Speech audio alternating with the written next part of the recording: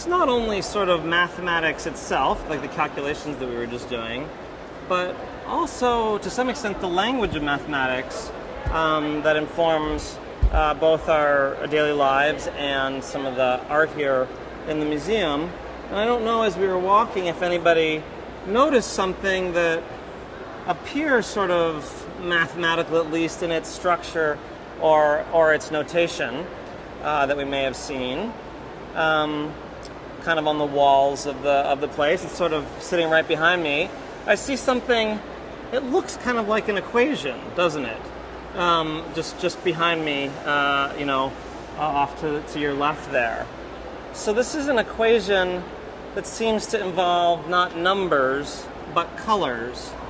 And you could ask okay, so adding, right? So we have the notion of, like, if I took red paint and white paint and I mixed them, I would get pink paint, and some of that mixing is like adding things together. And you could ask, is that just a suggestive analogy? Is that really mathematics? Is there a way of understanding that that makes a tighter connection with mathematics? And the answer is yes, on a number of levels. So first off, we might start with what's called the artist's color wheel. And you can see that there's red, blue at the bottom center, and yellow. And those could be the elements in our equations.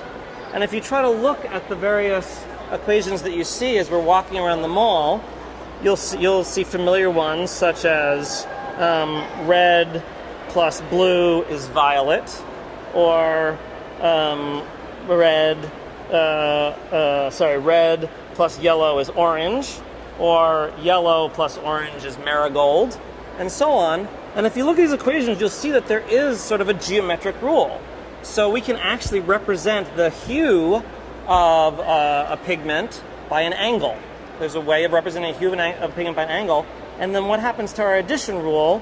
If we want to look at blue plus yellow equals green, we take the angle bisector. If we imagine the center here, we imagine lines going from the center through our two colors. The angle bisector will go through the color that we get by mixing them. So, that works pretty well, and it makes this connection between color and geometry. And of course, color is a fundamental aspect of the artworks that we see in the mall. Now, there are some limitations to this particular model. So, for example, suppose we wanted to mix blue and orange. Well, if we took the angle bisector, we would see that first of all, it's a straight angle, right? So the angle bisector is going to be 90 degrees. So it's a little ambiguous. Which way do we go?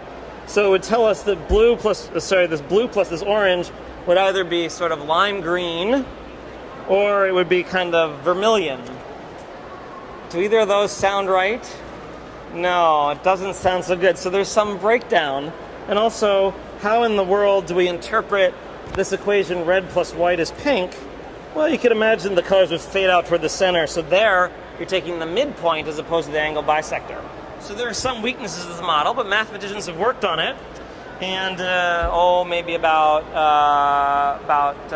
20 years ago or so, they came up with this nice little piece of mathematics called the Kubelka-Munk equations.